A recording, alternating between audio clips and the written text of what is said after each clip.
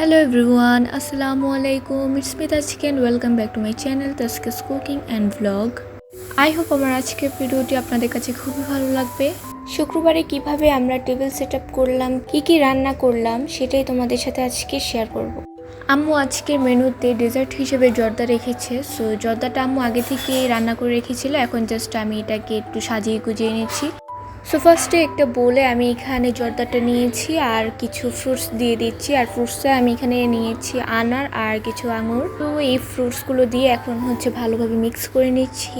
মাশাল্লাহ আজকে জর্দাটা খুবই মজা হয়েছিল এবং খুবই ঝরঝরে হয়েছিল, তোমরা নিশ্চয়ই দেখেই বুঝতে পারছো। ফ্রুটস দেওয়াতে কিন্তু জর্দাটা আরও বেশি কালারফুল হয়ে উঠেছে।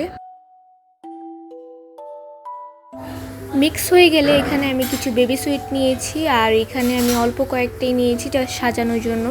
পরে খাওয়ার সময় আরও কিছু অ্যাড করব, কেননা একসাথে অনেকগুলো দিলে দেখা যাবে আবার হিবিজিবি লাগবে, যেটা কিনা দেখতেও ভালো লাগবে না। সো এই তো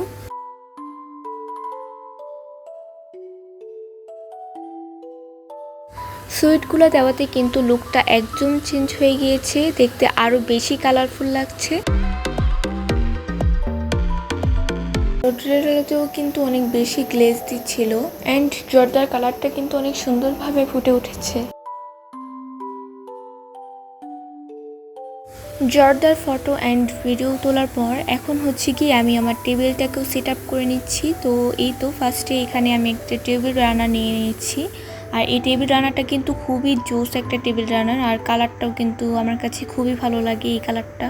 আর এই রানারের উপরে এবং নিচে কিন্তু টার্সেলের খুব সুন্দরভাবে একটা কাজ করা আছে। এখন 6 পিসের একটি টেবিল ম্যাট নিয়ে নিয়েছি, যেটা কিনা ব্যাম্বু স্টিকের কাজ করা। তো এটাকে আমি প্রত্যেকটা চেয়ারের সাথে সাথে দিয়ে দিচ্ছি।